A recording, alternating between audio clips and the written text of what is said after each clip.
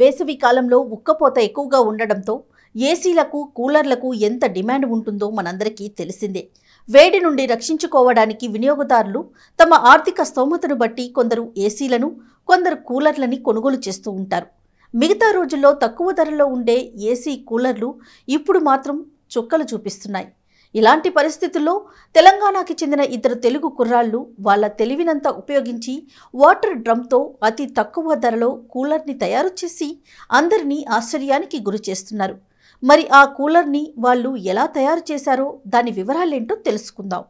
తెలంగాణలోని జయశంకర్ భూపాల్పల్లి జిల్లా కాటారం గ్రామానికి చెందిన అప్పాల భూపేష్, అడువాల సంతోష్ అనే ఇద్దరు యువకులు స్థానిక Sai Tirumala engineering and winding works లో పని చేస్తూ ఉంటారు. వారిద్దరికి సరదాగా కొత్త వస్తువుల్ని తయారు చేయడం అలవాటు. అయితే ఈసారి వినూత్నంగా ఏదైనా తయారు చేయాలని, అది అందరికీ అందుబాటులో ఉండేలా తక్కువ ధరకే లభ్యం అయ్యేలా ఉండాలని అనుకున్నారు. వేసవి కాలం కావడంతో కూలర్ని తయారు చేయాలని భావించారు. వాటర్ డ్రమ్ముని తీసుకుని దానిలో కూలర్ మోటార్ని, పంపుని అమర్చి ఆ డ్రమ్ముని 3 వైపులా కోసి వట్టి వేర్లని అమర్చి డ్రమ్ము కూలర్ని తయారు చేశారు. ఈ డ్రమ్ము కూలర్ తయారు చేయడానికి వారికి అయిన ఖర్చు 700 మాత్రమే. వీరిద్దరూ మొదటిగా ఒక కూలర్ని తయారు చేసి తమ షాపులో అమర్చుకున్నారు. ఆ డ్రమ్ము కూలర్ నుంచి గాలి బాగానే వస్తూ ఉండడంతో చుట్టుపక్కల వారు అనేక మంది ఆ డ్రమ్మును చూసి వారిని మెచ్చుకోవడంతో పాటు ఆ డ్రమ్ము కూలర్ కూడా తయారు చేసేయమని అడిగారు.